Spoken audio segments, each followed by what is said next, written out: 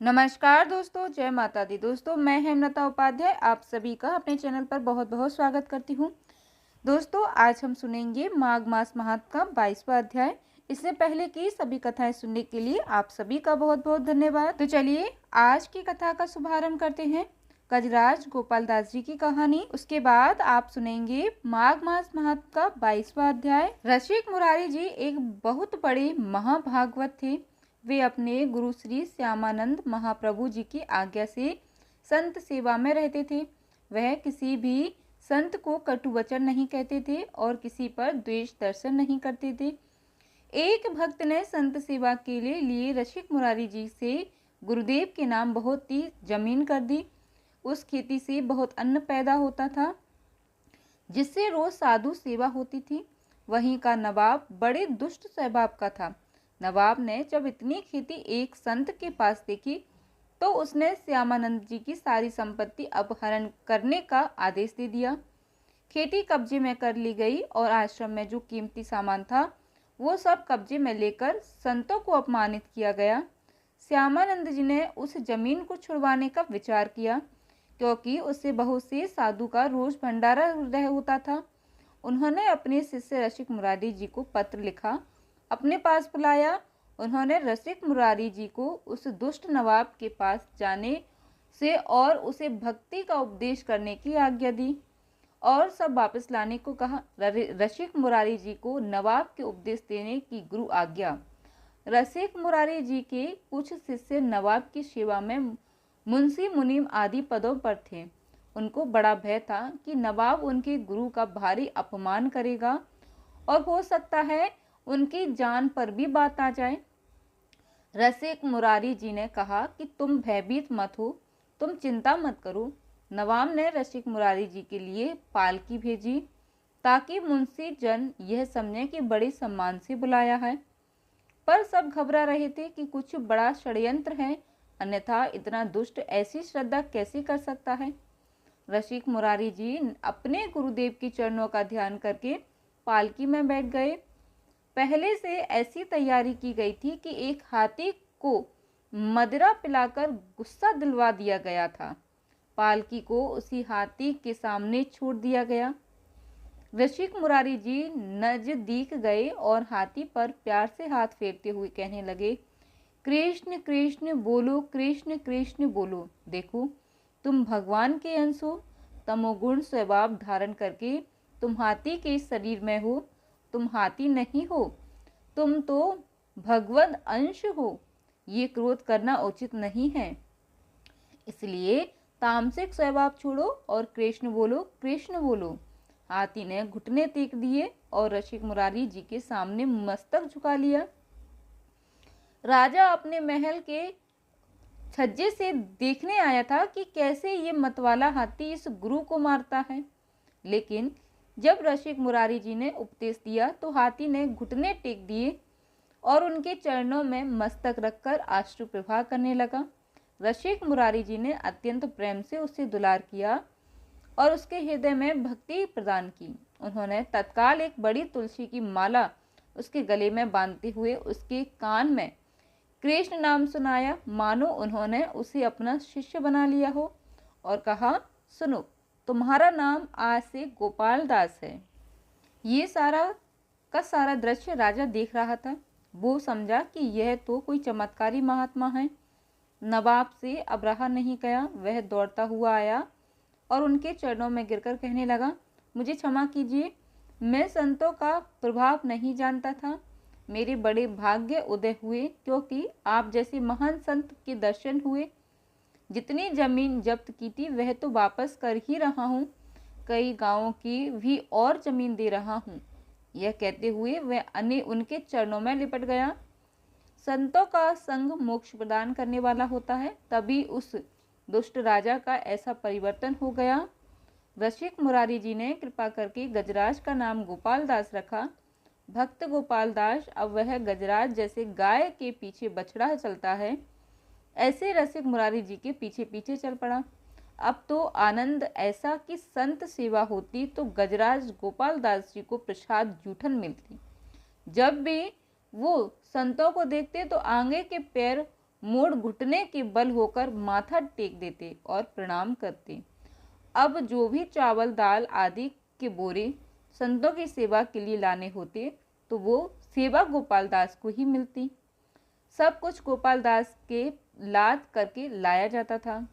एक बार सभी व्यापारी मिलकर गोपाल दास जी के गुरुदेव श्री रसिक मुरारी जी के पास आए और कहा, ये गोपाल दास जी हमारा माल खा जाते हैं। जब एक बोरा लाना है तो ये एक बोरा खा लेते हैं और एक बोरा लाद कर ले जाते हैं।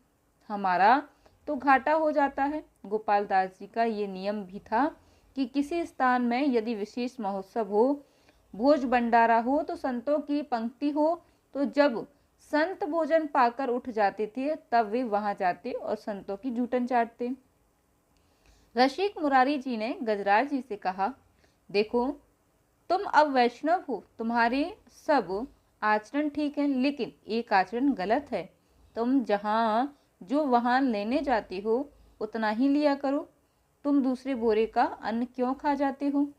एक तो वैष्णव को बिना भोग लगाए नहीं खाना चाहिए, इसलिए तुमको आज से बिना भोग लगा हुआ भोजन या अन्न नहीं खाना है, और जब तक प्रसाद ना मिले तब तक कुछ मत खाना। गोपाल दास जी की समझ में आ गया। श्री रसिक मुरारी जी ने कहा, बेटा जबरदस्ती कुछ भी खाना पाप है। एक वैष्णव एक ऐसा संस्कार नहीं होता कि किसी के खेत में गए या किसी की दुकान से सामान खा लिया। गोपाल दास जी ने घुटने टेक कर ऐसी गलती मानी कि मानो वो कह रहे हो कि क्षमा कीजिए गुरुदेव, आगे से कभी ऐसी गलती नहीं होगी। अब तो संत सेवा में और भगवान की जूठन में गोपाल दास जी की बड़ी रति हो गई। सब संत इनको खूब दुलार करते और इनको कहीं ना कहीं अपने साथ चलने को कहते। गजराज गोपाल दास उन्हें सूंड पर चढ़ा पीठ पर बैठा लेते और इधर उधर घुमा घुमा के संत सेवा का आनंद लेते। गोपाल दास जी को संत सेवा का बड़ा चाव था। जैसा संत आदेश करते वैसा ही करते। कोई संत यदि कहते कि आज यह सब्जी पाने का मन है तो गोपाल दास जी तिलक लगा कंठी पहने बाजार जाते, तो सब उन्हें जिधर सूंड से इशारा करते वो सब्जी पकड़ा देते।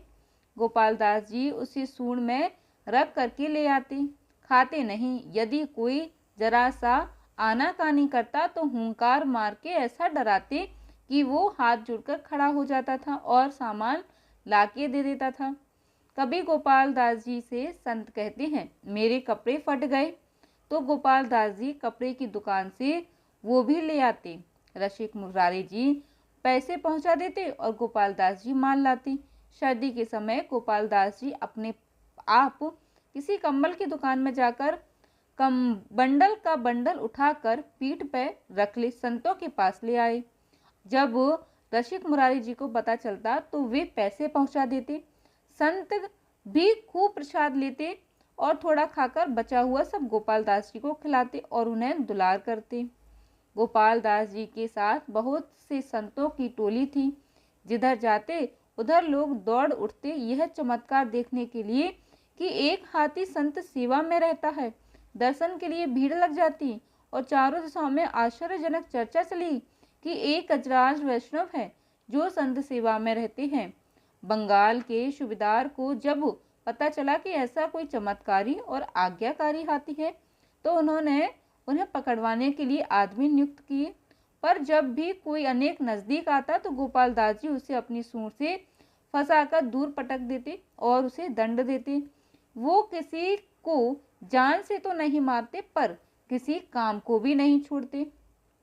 जो भी सैनिक आए उन्होंने वापस आकर बताया कि महाराज, वह हाथी पकड़ में आने वाला नहीं है, वह भदभक शक्ति में संपन्न है।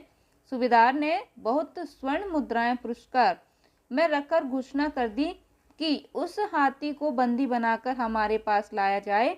किसी के दिमाग में आया कि गजराज साधुओं को नहीं मारता है, तो एक दुष्ट साधु भेष बनाकर गोपाल दास जी के सामने आया। गोपाल दास जी ने साधु वेशधारी के सामने घुटने टेक दिए। उसने तत्काल गोपाल दास जी को बंदी बना लिया और उन्हें साथ ले गया। जब उन्हें सूबेदार के पास ले जाया गया तो गोपाल दास जी को जल और भोजन आदि अर्पित किया गया, पर उन्होंने कुछ भी नहीं खाया क्योंकि उनके गुरुजी ने उन्हें बस संतों की जूठन या भगवान का प्रसाद पाने का नियम दिया था। कई दिन हो गए, गोपाल दास जी ने न अन्न लिया न जल। सूबेदार के कहने पर सबने सलाह की तो सोचा, यह वैष्णव है, इसको गंगा जी में ले जाया जाए तो शायद गंगा जल पी ले, क्योंकि वो तो भगवान का चरणामृत है, अन्यथा ऐसे तो इसके प्राण निकल जाएंगे। जो ही वो लोग उन्हें गंगा जी में ले गए तो गोपाल दास जी जलधारा में खड़े हो गए। उन्होंने अपने गुरुदेव का ध्यान किया और जोर से पुकारा, कृष्ण, और अपने शरीर का त्याग कर दिया। एक भगवत प्राप्त महात्मा की जो गति होती है, वही सदगति गोपाल दास जी की हुई। गजराज गोपाल दास जी एक हाथी के शरीर में थे, पर उनकी निष्ठा इतनी बड़ी थी कि उनके गुरुदेव ने कहा कि प्रसाद के अलावा कुछ नहीं पाना, तो उन्होंने जीवन त्याग दिया पर कुछ खाया नहीं। रसिक मुरारी जी के ऐसे बहुत से पावन चरित्र हैं, जिनमें भक्ति के प्रभाव से उन्होंने बड़े बड़े दुष्टों की बुद्धि बदली।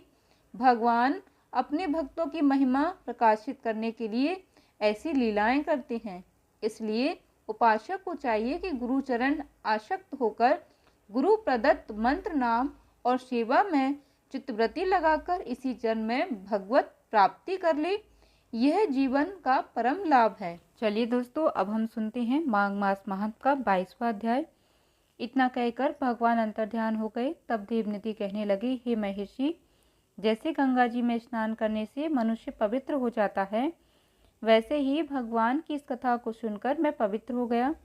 कृपा करके उस स्त्रोत को कहिए जिससे उस ब्राह्मण ने भगवान को प्रसन्न किया। लोमस ऋषि कहते हैं कि उस स्त्रोत को पहले गरुड़ जी ने पढ़ा, उनसे मैंने सुना, हे विप्र, यह स्त्रोत अध्यात्म विद्या का सागर, पापों का नाश करने वाला है। वासुदेव सर्वव्यापी चक्रधारी सज्जनों के प्रिय जगत के स्वामी श्री कृष्ण को नमस्कार है। जब स्तुति करने वाला जिसकी स्तुति की जाए तथा सभी जगत विष्णु में है, तो किसकी स्तुति की जाए? जिस भगवान के स्वांश वेद हैं, फिर कौन सी स्तुति उनकी प्रसन्नता के लिए की जा सकती है? जिसको वेद नहीं जानती, ना वाणी ना मन जान सकता है, उसकी स्तुति में अज्ञानी क्या कर सकता है? सारा चर संसार जिसकी माया से चक्र की तरह घूम रहा है, इसी से हे प्रभु आप चक्रधारी कहलाते हैं। ब्रह्मा विष्णु ही हो, सारे संसार को उत्पन्न करने वाले ब्रह्मा को भी आप उत्पन्न करने वाले हो। जब जीव शरीर को धारण करता है तब उसमें ज्ञान उत्पन्न होता है। तुम सब सुखों के दाता हो, इसमें कोई संदेह नहीं है। आपसे संपूर्ण सुखों को देने वाली बुद्धि उत्पन्न होती है। आप ही 5 कर्मेंद्रिय, 5 महाभूत तथा मन के विविध भाव हो। ब्रह्मा विष्णु रुद्र की कल्पना से आप संसार की कल्पना इस प्रकार करते हो जैसे पिता पुत्री की। कवियों में जो रूप शोभा देता है, उन निर्गुण विष्णु भगवान को मैं नमस्कार करता हूँ, जिसमें ज्ञान रखने से श्रुतियों में कहे हुए कर्मों को लोग करते हैं। उस परम ब्रह्मा को मैं नमस्कार करता हूँ। मैं उस सत्यरूप हरि को, जिसको योगी लोग सब प्राणियों में आत्म रूप में देखते हैं, उपासना करते हैं, जिसको अवेद कहते हैं, हुए गाते हैं और यज्ञ करते हैं, उस माता भगवान को मैं नमस्कार करता हूँ। मनुष्यों को माया तथा मोह में पैदा हुए विचित्र आभास, अहंकार तथा ममता को जानकर खो देते हैं, उन भगवान को मैं नमस्कार करता हूँ।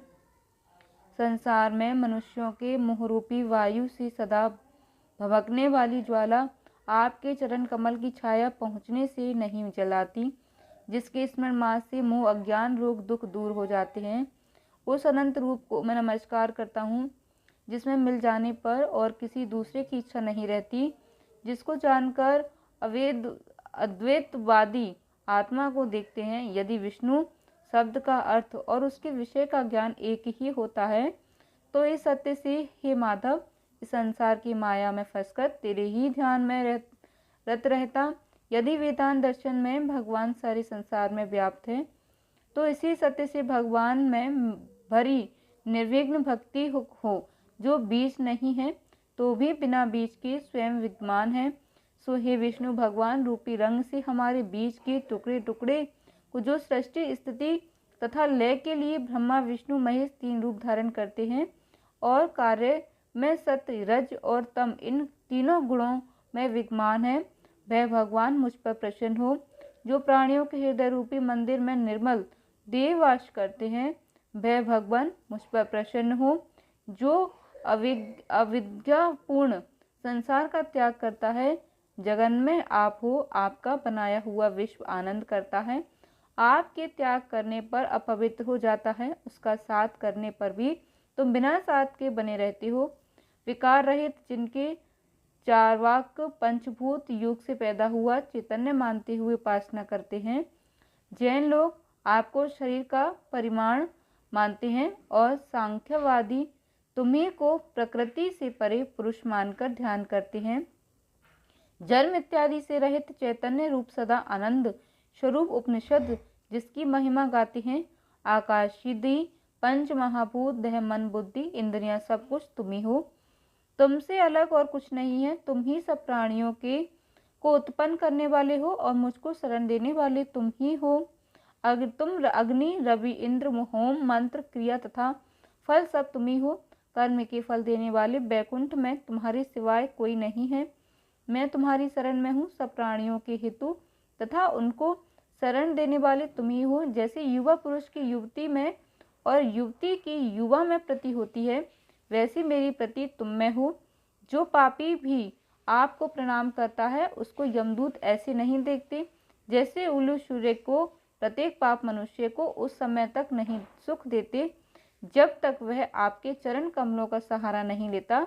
जिसको गुण जाति तथा धर्म को स्पर्श नहीं कर सकता तथा गतियां भी स्पर्श नहीं करती, जो इंद्रियों के वशीभूत नहीं है, जिनका बड़े बड़े मुनि लोग साक्षात नहीं करते, उन भगवान को मैं नमस्कार करता हूँ। जितने ज्ञान रूपी सुंदर गुण हैं, जिन्होंने सुख रूप मोक्ष रूपी लक्ष्मी का आलिंगन किया, जिन्होंने आत्मस्वरूप सुख भोगा और जिन्होंने ध्यान रूप से मृत्यु को वश में कर लिया है, ऐसे मुनियों की सेवित भगवान को नमस्कार है। काम क्रोध आदि दोष दुख नहीं देते, उन वासुदेव भगवान को मैं नमस्कार करता हूँ। जिनके ज्ञान की गति से अविद्या रूपी मल शुद्ध हो जाता है, जिनके ज्ञान रूपी शास्त्र से संसार रूपी शत्रु का नाश हो जाता है, उन दुखों के नाश करने वाले को मैं नमस्कार करता हूँ। जिस प्रकार सब स्थावर जंगल संसार को उत्पन्न करते हैं, इसी सत्य से भगवान मुझको दर्शन दें। इस प्रकार उसकी सच्ची भक्ति देकर भगवान ने प्रसन्न होकर उस ब्राह्मण को दर्शन दिए और ब्राह्मण की स्तुति से प्रसन्न होकर तथा उसको वरदान देकर भगवान अंतर्ध्यान हो गए और वह ब्राह्मण कृत्य कृत्य होकर भगवान में लीन हो गया और शिष्यों के साथ स्तुति पढ़ता हुआ तपोवन में रहने लगा। जो कोई स्तुति को पढ़ता है अथवा सुनता है, उसकी बुद्धि पाप में नहीं लगती और ना ही बुरा फल देखता है। इसके कीर्तन से मनुष्य की बुद्धि मन तथा इंद्रियां स्वस्थ होती हैं। जो भक्तिपूर्वक इसके अर्थ का विचार कर इसका जप करता है, वह वैष्णव पद को प्राप्त होता है। इसके सदैव पढ़ने से मनवांछित कार्य सिद्ध हो जाते हैं। मनुष्य सुपुत्र पाता है तथा धन पराक्रम और चिरायु प्राप्त करता है। इसके पाठ से बुद्धि धन यश कीर्ति ज्ञान तथा धर्म बढ़ते हैं। दुष्ट ग्रहों की शांति होती है। यह व्याधियों व अनिष्टों को दूर करता है, दुर्गति से तारता है। इसके पढ़ने से सिंह व्याघ्र चोर भूत देव पिशाच और राक्षस का भय नहीं हो रहता। जो भगवान का पूजन करके इस स्तोत्र को पढ़ता है, वह पापों से ऐसे ही अलग रहता है जैसे जल पंख से कमल। जो इस स्तोत्र को 1 काल 2 काल या 3 काल में पढ़ता है, वह अक्षय फल प्राप्त करता है। जो मनुष्य प्रातःकाल इस स्तोत्र का पाठ करता है, वह इस लोक और परलोक में अक्षय सुख पाता है। वेदुदे का बनाया हुआ यह स्तोत्र भगवान को अत्यंत प्रिय है और भगवान के दर्शन कराने वाला है। यो सागर नाम का यह स्तोत्र परम पवित्र है। जो कोई भक्ति पूर्वक इसको पढ़ता है, वह विष्णु लोक को जाता है। अब पिशाच मोक्ष की कथा कहते हैं। प्रिय दोस्तों, आज की कथा में बस इतना ही। आगे की कथा हम अगले अध्याय में श्रवण करेंगे। धन्यवाद दोस्तों। जय माता दी।